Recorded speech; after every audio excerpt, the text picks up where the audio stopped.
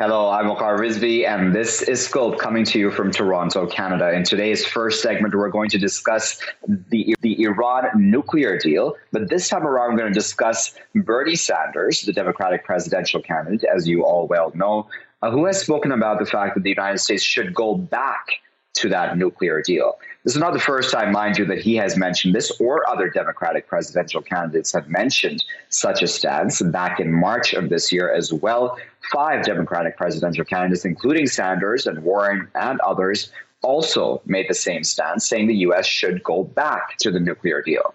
Now, imagine, obviously, that there isn't much of a precedent of the U.S. ever walking back into a deal that it has left, and that too after a quote-unquote maximum pressure campaign of sanctions, etc., now in place against Iran. Let's discuss all of that a bit further with our panelists who are joining us. We're joined now by Hans Jacob Schindler, who is Senior Director of the Counter-Extremism Project New York and Berlin, former German official who has served in Iran between 2005 and 2011. He's joining us now from Berlin.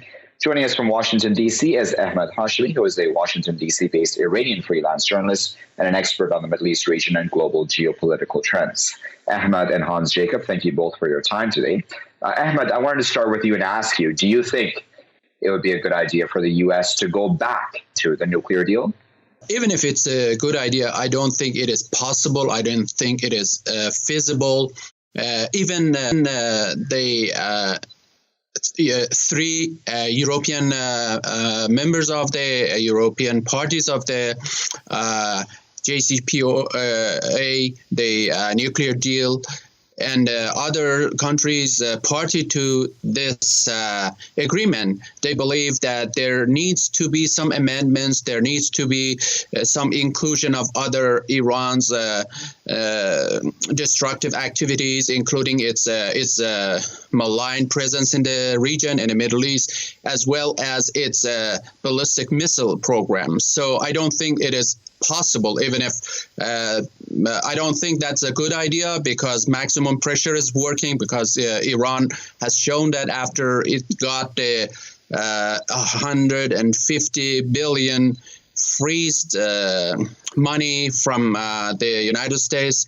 Of course, it was its own money, which was freezed before. But when Iran got that money from Obama administration, it increased the pay rate for the IRGC Quds Force member. It increased its activities in the region in the Middle East, and Iran strengthened its sectarian and Shiite Sunni sectarianism in the region. So I don't think it's a good idea, even if it's possible, to go back to JCPOA.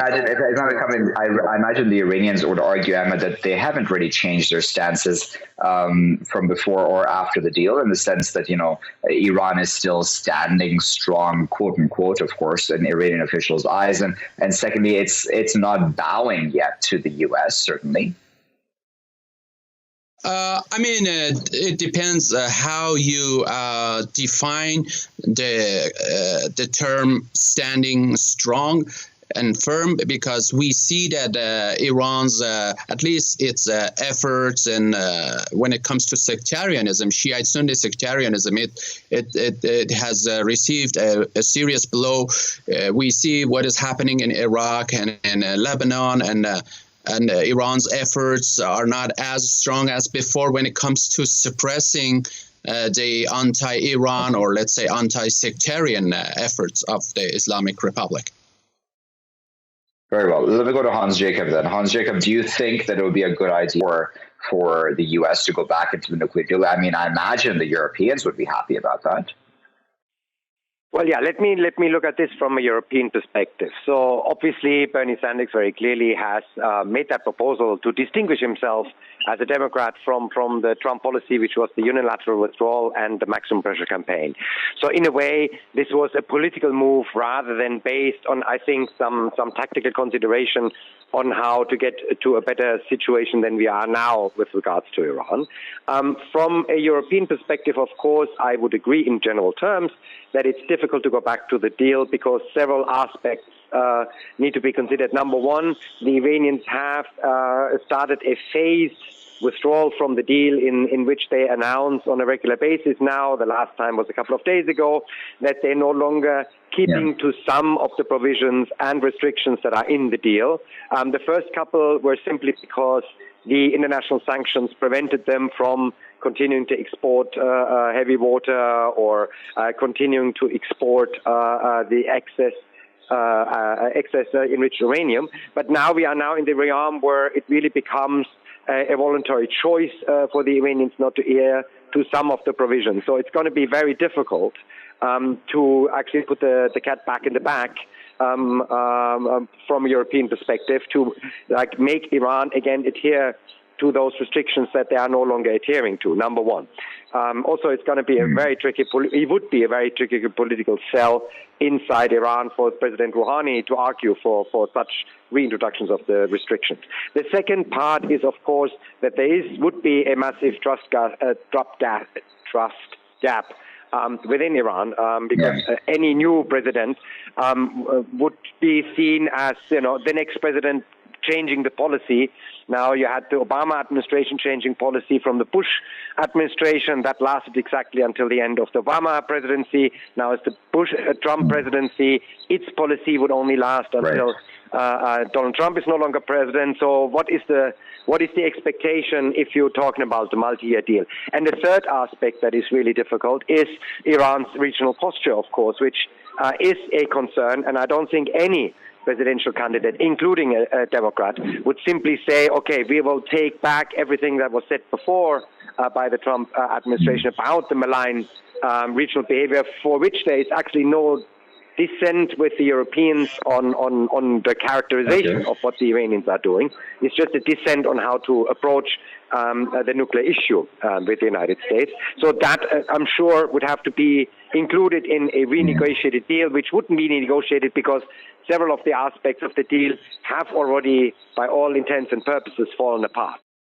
Indeed. So on that point of renegotiation, Ahmad, I wonder, is that even possible? Because, there's been so much political capital lost on the part of Hassan Rouhani as the president of Iran, who basically, has, who put his entire presidency basis on this nuclear deal itself. Is it possible for Iran to really renegotiate, considering, as Hans Jacob there said, there is now this trust deficit, right, where the Iranians or anybody really looking at the situation, objectively, would say, can we trust a U.S. deal if signed under Trump for the next president after Trump, for example, to follow up on that, to even respect that, considering Trump walked away from this deal because it was an Obama deal, essentially?